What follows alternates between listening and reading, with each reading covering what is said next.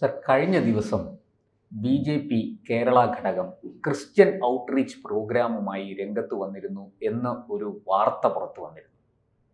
അതിനെക്കുറിച്ച് ബി.ജെ.പി. നേതാക്കളൊക്കെ പറഞ്ഞത് ഞങ്ങൾ എല്ലാവരിലേക്കും എത്താൻ വേണ്ടിയിട്ടുള്ള ശ്രമം നടത്തുകയാണ് എന്നാണ് പറഞ്ഞത്. അല്ലാതെ ഇത് പ്രത്യേകിച്ച് ഏതെങ്കിലും ഒരു മതവിഭാഗത്തെ പ്രീണിപ്പിക്കാൻ വേണ്ടി ചെയ്യുന്നതല്ല. ഇപ്പോഴിതാ പുതിയൊരു വാർത്ത വരുന്നു, മുസ്ലിം ഔട്ട്റീച്ച് പ്രോഗ്രാമുമായിട്ട് ബി.ജെ.പി. രംഗത്ത് വരുന്നു എന്നാണ്. ഇതെന്താണ് സർ? ഈ ബി.ജെ.പി. നേരത്തെ പറഞ്ഞതിൽ നിന്ന് എന്തെങ്കിലും വ്യത്യാസമുണ്ടോ? ഈ പറഞ്ഞതുപോലെ മതാടിസ്ഥാനത്തിൽ ജനങ്ങളെ സംഘടിപ്പിക്കാൻ ശ്രമിക്കുന്നതാണോ? എന്താണ്? അവരുടെ രാഷ്ട്രീയ എതിരാളികൾ ഇതിനെതിരെ അതിരൂക്ഷമായ വിമർശനവുമായിട്ട് രംഗത്ത് വന്നിട്ടുണ്ട്. പക്ഷേ ഈ രാജീവ് ചന്ദ്രശേഖറിന്റെ നേതൃത്വത്തിൽ ബി.ജെ.പി. വളരെ പ്രൊഫഷണലായി മുന്നോട്ട് പോകാനുള്ള ഒരു ശ്രമമാണ് എന്ന് തോന്നുന്നു. എന്താണ് ഇതിൻ്റെ ഈ മുസ്ലിം ഔട്ട്റീച്ച് പ്രോഗ്രാമിൻ്റെ ഇപ്പോൾ ഈ പുതുതായിട്ട് ആവിഷ്കരിച്ചിരിക്കുന്ന ഇതിൻ്റെ വിശദാംശങ്ങൾ? അപ്പോൾ ഇതൊരു മതേതര സ്വഭാവത്തിലേക്ക് വരിക. അപ്പോൾ കഴിഞ്ഞ ദിവസം കോട്ടയത്ത് നടന്നത് വെച്ച് അപ്പോൾ ക്രൈസ്തവരെ മാത്രം ഫോക്കസ് ചെയ്യുന്നു, അങ്ങനെ മതാടിസ്ഥാനത്തിൽ യോഗം ചേരുന്നു എന്നുള്ള രീതി. ഇതിപ്പോൾ മുസ്ലിം ഔട്ട്റീച്ചിലേക്കും പോകുന്നു. ഇനി അത് കഴിഞ്ഞ് മറ്റ് ന്യൂനപക്ഷങ്ങളും ഒക്കെ ഉണ്ട്, അവരിലേക്കും പോകും. എന്നുവെച്ചാൽ 2014 മോദി അധികാരത്തിൽ വരുമ്പോൾ ഇവിടെ പറഞ്ഞ് പ്രചരിപ്പിച്ചുകൊണ്ടിരുന്നത് ഇത് വലിയ ഹിന്ദുത്വ രാഷ്ട്രീയമാണ് ഇവർക്കുള്ളത്, അവരുടെ അജണ്ട അതാണ്. മുസ്ലിങ്ങളെയും ക്രിസ്ത്യാനികളെയൊക്കെ ഇപ്പൊ പിടിച്ച് ജീവനോടെ വിഴുങ്ങും എന്നാണ്. പൗരത്വ ഭേദഗതി ബില്ല് വന്നപ്പോ എന്താണ്, മുസ്ലിം വിഭാഗം ഒന്നും പറഞ്ഞിട്ടില്ല. അതെ, ഇവിടെ പറഞ്ഞത് അത്രയും പിണറായി വിജയനും അതുപോലുള്ള ആൾക്കാരുമാണ്. അതെ അതെ അതെ. എന്നിട്ടെന്താ, അവരിവിടെ സുരക്ഷിതമായി കഴിയുന്നില്ലേ? പിന്നെ വഖഫ് ഭേദഗതി ബില്ല് വന്നു കഴിഞ്ഞപ്പോൾ ക്രൈസ്തവരുടെ ഇടയിലെ ക്രൈസ്തവർക്കുണ്ടായിരുന്ന ആ ഒരു സംശയമെല്ലാം മാറിക്കിട്ടിയില്ലേ? കേരളത്തിന്റെ പ്രഭാരിയായിരുന്ന പ്രകാശ് ജാവ്ദേക്കർ പ്രഭാരി ആയിരുന്നല്ലോ അല്ലേ? അദ്ദേഹം ഇപ്പോഴും അദ്ദേഹം തന്നെയാണ്. അദ്ദേഹം പറഞ്ഞത്, അദ്ദേഹത്തിനോട് മുമ്പ് ഒരിക്കൽ ചോദിച്ചു, ഈ ക്രൈസ്തവ വിഭാഗത്തെ ചേർത്ത് നിർത്തുന്നല്ലോ, അതുപോലെ മറ്റ് ന്യൂനപക്ഷ സമുദായത്തെ പ്രത്യേകിച്ച് മുസ്ലിങ്ങൾ, അതെ മുസ്ലിം എന്നുള്ളതാണ് വരുന്നത് അതിനകത്ത്. അദ്ദേഹം പറഞ്ഞു അതും ഉണ്ട്, മുസ്ലിം വിഭാഗത്തെയും ഞങ്ങൾ ചേർത്ത് നിർത്തും. പക്ഷെ അന്ന് അദ്ദേഹം പറഞ്ഞിട്ട് നാളുകളായി, അന്ന് ഇവിടുത്തെ സംസ്ഥാന ഘടകം അതത്ര മുഖവിലേക്ക് എടുത്തില്ല, മുസ്ലിം വിഭാഗത്തെ അകറ്റി തന്നെ നിർത്തിയിരുന്നു. പക്ഷെ രാജീവ് ചന്ദ്രശേഖർ വന്നു കഴിഞ്ഞപ്പോൾ കാര്യങ്ങളൊന്നുകൂടെ അങ്ങ് മാറിയില്ലേ? വേറെ തരത്തിലാണ്. ഇപ്പം എന്തെല്ലാം ഘട്ടം ഘട്ടമായിട്ട് ഓരോരോ കാര്യങ്ങൾ നടന്നുകൊണ്ടിരിക്കുകയല്ലേ സാർ? അത് ശരിയാണ്. ഇതിനകത്ത് ഇപ്പോ മതേതര സർക്കാർ ന്യൂനപക്ഷ സംഗമം നടത്തുന്നു, അതിൽ കുഴപ്പമൊന്നുമില്ല. പക്ഷെ ബി.ജെ.പി. ഒരു ഔട്ട്റീച്ച് പ്രോഗ്രാം നടത്തുന്നു, ഏതെങ്കിലും ഒരു വിഭാഗത്തിന്റെ അടുത്തേക്ക് പോകുന്നു. ഈ രാഷ്ട്രീയം കേരളത്തിൽ വില കുറഞ്ഞ തരം താഴ്ന്ന ഈ കക്ഷി രാഷ്ട്രീയത്തിന്റെ ഏറ്റവും മോശപ്പെട്ട ഒരു മുഖമല്ലേ സത്യത്തിൽ? അല്ല, ഈ ഓരോ മതവിഭാഗത്തെ ആയിട്ട് കാണണം, കുഴപ്പമൊന്നുമില്ല. എന്തിനാണെന്ന് ചോദിച്ചാൽ, അല്ല ബി.ജെ.പി. ചെയ്യുമ്പോൾ മാത്രമാണ് ഈ കുഴപ്പം. അല്ല, ഓരോ മതവിഭാഗത്തെ ആയിട്ട് കാണണം, അവരുടെ പ്രശ്നങ്ങൾ മനസ്സിലാക്കും. ക്രൈസ്തവരുടെ പ്രശ്നമല്ല, ഹിന്ദുക്കളുടെ പ്രശ്നം അതല്ല, മുസ്ലിങ്ങളുടെ പ്രശ്നം.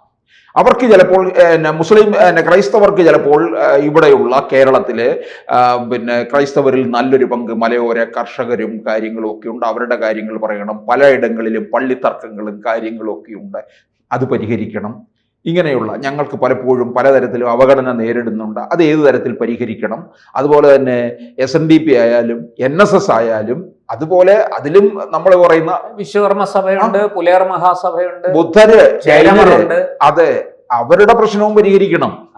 പിണറായി വിജയൻ ഇപ്പൊ ചെയ്തുകൊണ്ടിരിക്കുന്നത് പക്ക വർഗീയ പ്രീണനമാണ് നടത്തുന്നത്. ഇത് വർഗീയ പ്രീണനമൊന്നും നമുക്ക് പറയാൻ പറ്റത്തില്ല. ഇത് അവരുടെ അധികാരമില്ലല്ലോ, പിന്നെ എങ്ങനെ അവർ പ്രീണിപ്പിക്കും? ഇത് ഇവരുടെ പ്രശ്നങ്ങൾ മനസ്സിലാക്കുകയാണ്.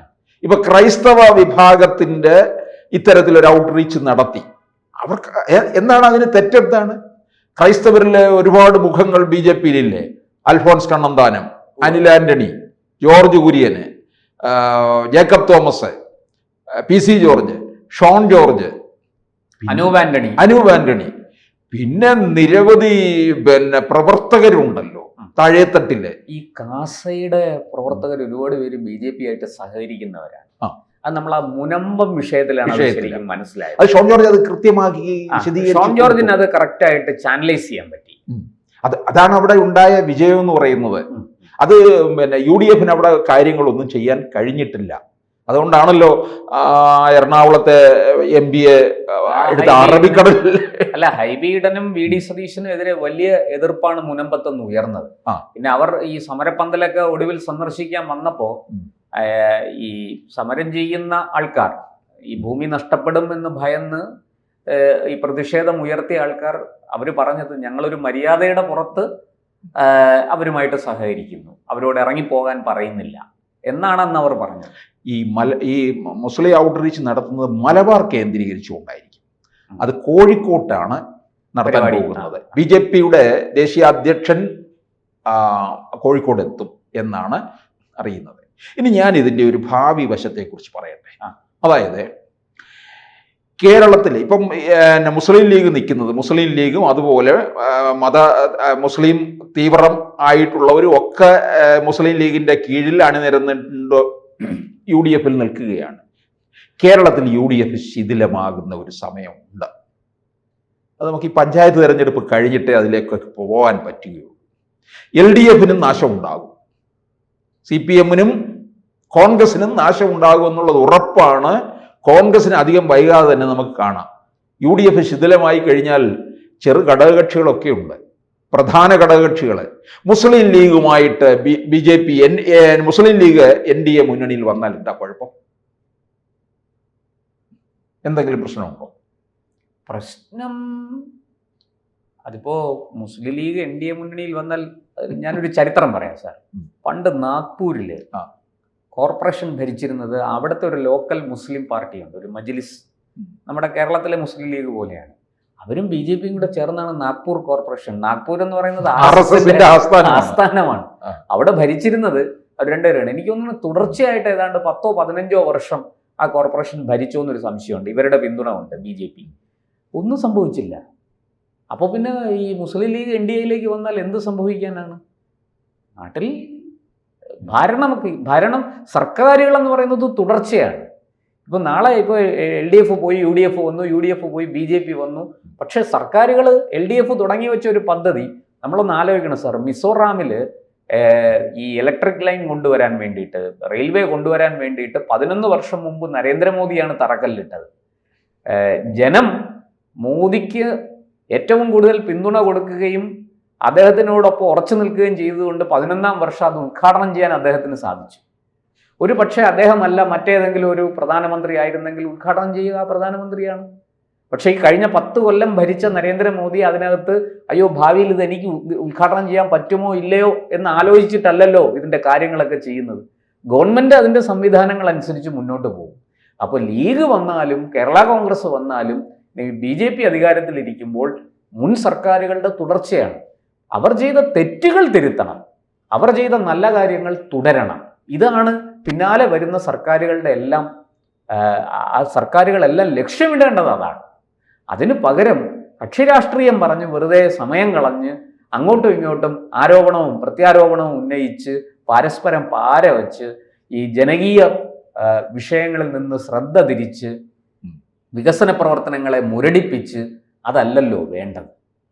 ഈ മുസ്ലിം ലീഗിനകത്ത് അവിടെ താല്പര്യപ്പെട്ട് നിൽക്കുന്ന കുറച്ച് മത തീവ്രവാദികളുണ്ട്. അവരുമായിട്ടുള്ള എല്ലാ ബന്ധങ്ങളും വിച്ഛേദിക്കാൻ പറയും ഭാവിയിൽ ഉണ്ടാകുമ്പോൾ. ഇപ്പം ഈ ജമാഅത്ത് ഇസ്ലാമിയും പോപ്പുലർ ഫ്രണ്ടും ഒക്കെ ഒളിഞ്ഞും തെളിഞ്ഞും, ജമാഅത്ത് ഇസ്ലാമി പരസ്യമായിട്ട് ലീഗുമായി ചേരുന്നുണ്ട്. UDFിൽ അവർക്ക് പ്രവേശനവും കിട്ടുമായിരിക്കാം.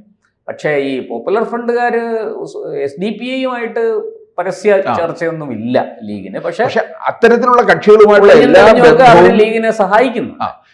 വിച്ഛേദിച്ചിട്ട് വളരെ അഗ്നിശുദ്ധി വരുത്തിയിട്ട് NDA മുന്നണിയിലേക്ക് വന്നാൽ എന്ത് ചെയ്യും മുസ്ലിം ലീഗ്? കാരണം ഭാവിയിലെ നിലനിൽപ്പ് 2031 ഇതിനകത്തൊരു തീരുമാനം. നമ്മുടെ കക്ഷി രാഷ്ട്രീയം ആകെ കുഴഞ്ഞു മറിയുന്ന ഒരു അവസ്ഥയിലാണ്. വലിയ മാറ്റങ്ങൾ 2031 ഇതിനകത്ത് വലിയ മാറ്റം ഉണ്ടാകും എന്നുള്ളത് ഉറപ്പായിട്ട്. ഈ മുസ്ലിം ഔട്ട്റീച്ചിന്റെ ഭാഗമായിട്ട് കോഴിക്കോട് മുസ്ലിം ശില്പശാല തന്നെ BJP നടത്താൻ പോവുകയാണ്. ഇപ്പൊ AP അബ്ദുള്ള കുട്ടിയെ പോലുള്ളവരുണ്ടല്ലോ, അദ്ദേഹത്തെ ഒക്കെ മുൻനിരയിൽ കൊണ്ട് നിർത്തും. അതിനേക്കാളും പ്രധാനപ്പെട്ട ഒരാൾ അവിടെ ഉണ്ട്, Abdul Salam sir, university vice chancellor ആയിരുന്ന, മറ്റേ നമ്മുടെ പഴയ ഗവർണർ അല്ലേ, അവിടെ കാലിക്കറ്റ് യൂണിവേഴ്സിറ്റി ചെല്ലുന്ന സമയത്ത്. അതെ. അപ്പൊ അങ്ങനെ ഉള്ളവരെയൊക്കെ മുന്നിൽ നിർത്തും എന്നുള്ളത് ഉറപ്പാണ്. അത് നിർത്തുമ്പോൾ ഈ മുസ്ലിം ഔട്ട്റീച്ചിനകത്തൂടെ ഒരു വലിയ മുന്നേറ്റം ഉണ്ടാക്കാൻ കഴിയും. അവിടെ നോക്കിക്കോ, വോട്ട് വിഹിത വർധനവായിരിക്കും മലബാർ മേഖലയിൽ വരാൻ പോകുന്ന തെരഞ്ഞെടുപ്പിൽ ഉണ്ടാകാൻ പോകുന്നത്. അപ്പൊ 26 കഴിയുമ്പോൾ അവരും മനസ്സിലാക്കും നമ്മുടെ മുന്നണി സമവാക്യങ്ങളൊക്കെ പൊളിയും. അതിനകത്ത് വലിയ മാറ്റം ഉണ്ടാകുമെന്നുള്ളതാണ്. അപ്പൊ BJPയുടെ ഈ നീക്കം, ഇത്തരത്തിലുള്ള ഔട്ട്റീച്ച് ഒക്കെ തന്നെ ശക്തമായിട്ട് മുമ്പോട്ട് UDF-നും LDF-നും ഒരേപോലെ വെല്ലുവിളിയായിരിക്കും. കൂടുതൽ വാർത്തകളും വിശേഷങ്ങളും നിങ്ങളിലേക്ക് എത്താൻ ABC മലയാളം സബ്സ്ക്രൈബ് ചെയ്യുക, ബെൽ ബട്ടണും അമർത്തുക.